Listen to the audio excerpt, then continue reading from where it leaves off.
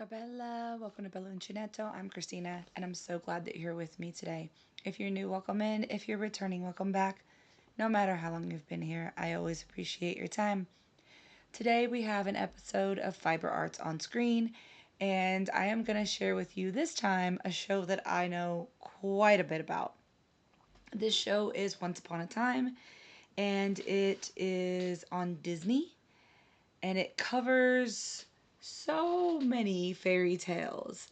It is this modern retelling and amalgamation of how some of the fairy tales happen, and you have a blending of all of these things with curses and spells and magic and so many things, right?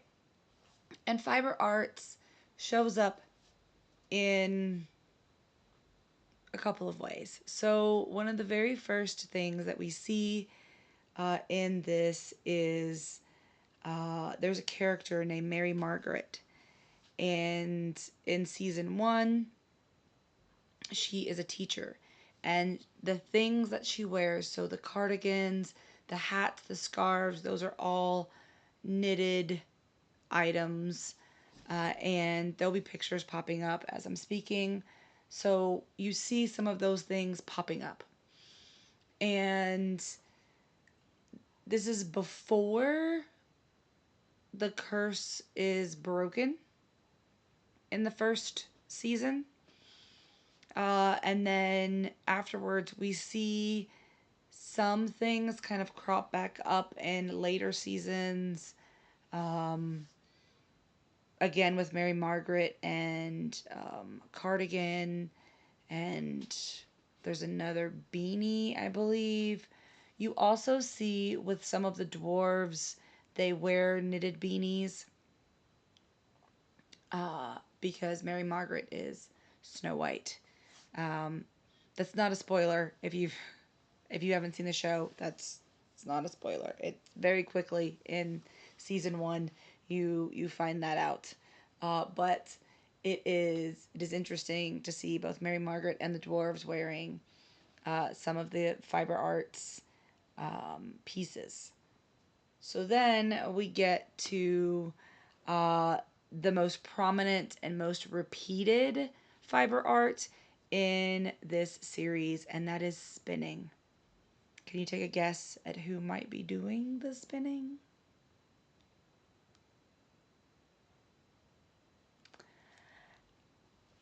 Let's see if you were correct. It is Rumpelstiltskin. So Rumpelstiltskin features prominently across the series, and he is a trickster. He wheels and deals and needles his way into things that he really doesn't have any business being a part of. But that's kind of his job, even in the fairy tales, right? It's his goal to make a deal. If he can make a deal with you, right, he gets something out of it. So we see in multiple episodes this spinning. And as Rumpelstiltskin is known for, right, he is spinning straw into gold. So we first see this in season one in episode 12, where Rumpelstiltskin meets Belle, right, from Beauty and the Beast. And then we learn in that episode why he spins. It's almost as though it's a compulsion, but why is it such a need for him? You'd have to watch the episode to find out. I'm not going to spoil it for you, but it is interesting. And then in season two, we see the traditional um, story of Rumpelstiltskin play out, where you have the miller's daughter who says that she can spin straw into gold, and Rumpelstiltskin shows up, right, and says, I can help you with that, so forth and so on. If you don't know the tale of the miller's daughter and Rumpelstiltskin, I will put a link to a version of it in the description box. But you see that constantly, right? And then there's a point where um, Rumpelstiltskin dies. And then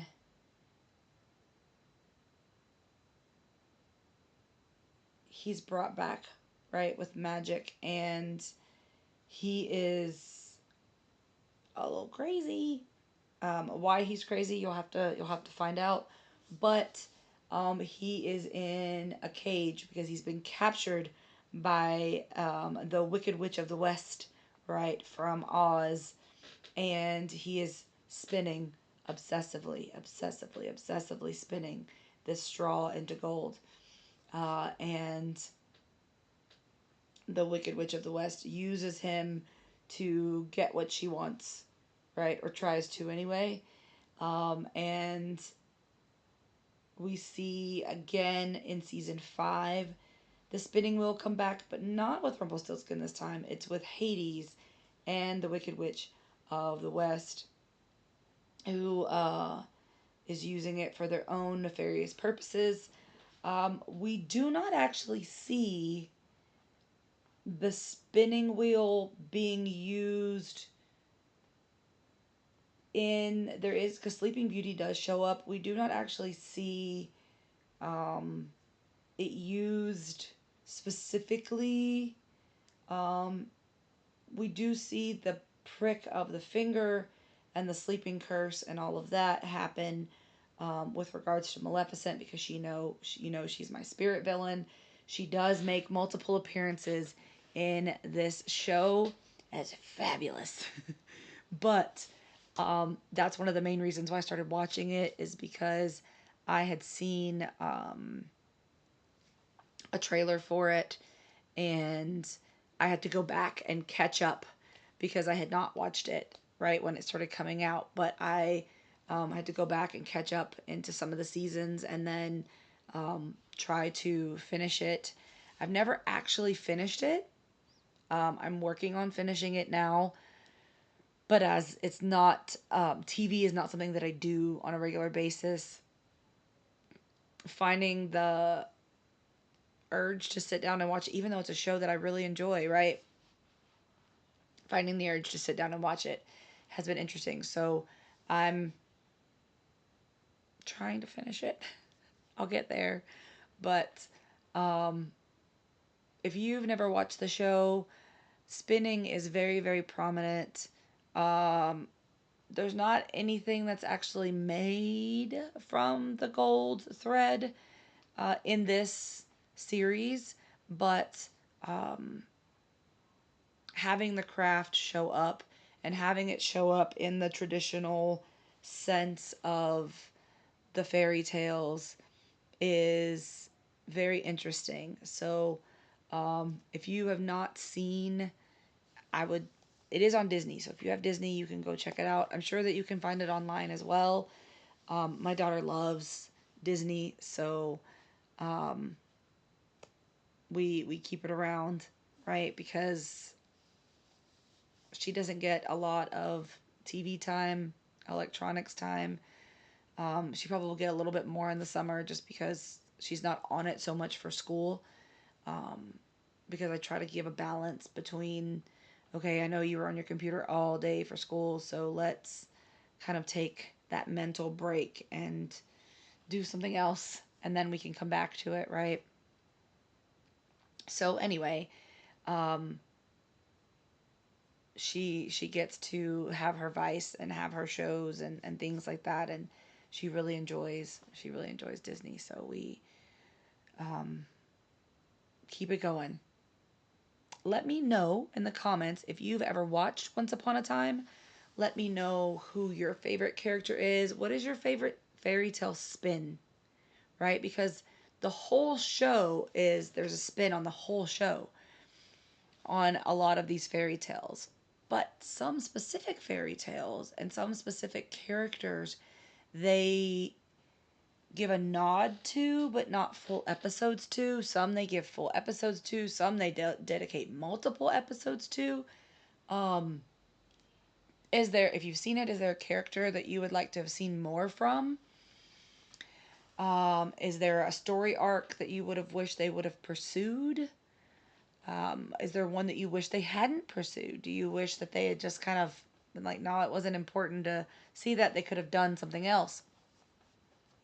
Is there a combination that you really enjoyed? Is there one that you were like, I think that this person should have done it this way, or this person should have gotten with this person, or this person should have had their happy ending and not this person?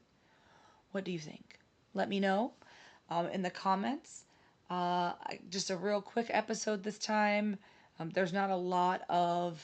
I mean, I could put in picture after picture after picture of Rumpelstiltskin spinning straw into gold, but I don't think that that's something that you're super interested in, seeing the same kind of picture over and over again.